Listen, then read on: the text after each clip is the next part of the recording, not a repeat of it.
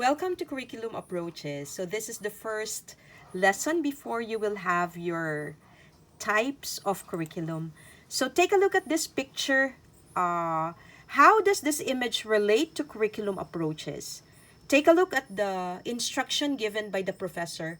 For a fair selection, everybody has to take the same exam. Please climb the tree. So probably all of you are smiling because you could see the different animals here.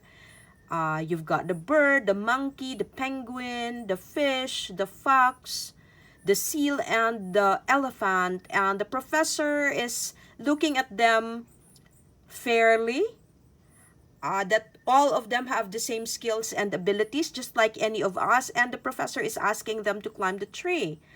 And of course, we know that some of them would not be able to do that. And this is basically how we are doing inside our own classrooms, isn't it?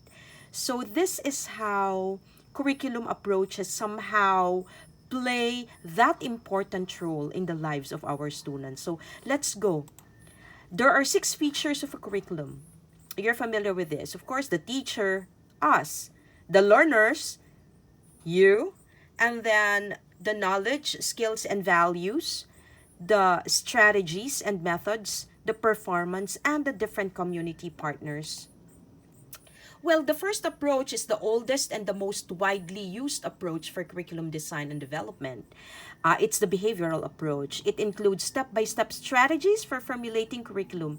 It includes models and paradigms. So, behavioral approach, I am sure you can very well relate with it because these are the things that we are doing. Of course, when we plan our lesson, we have goals and objectives.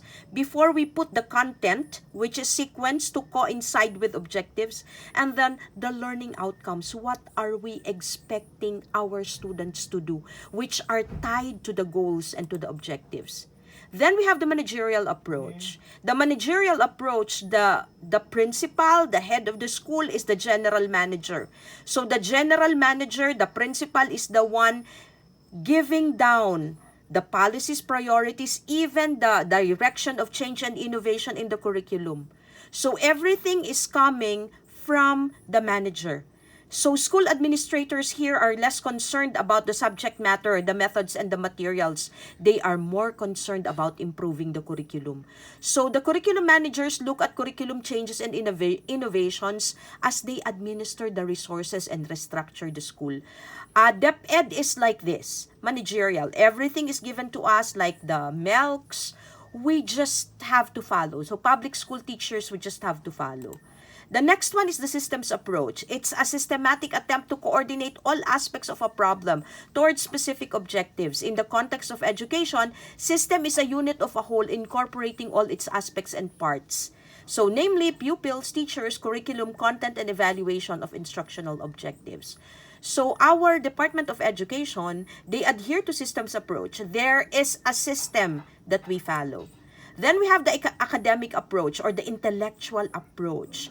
It identifies 3 fundamental factors: the learner, the society, and the organized subject matter. It advocates that these 3 factors should be viewed as a whole and not in isolation from one another. This approach has the following 3 sources of curriculum: studies of the learner, studies of contemporary life and its needs, and suggestions from subject experts. So actually, what we have at De La Salle University somehow has this, the academic approach.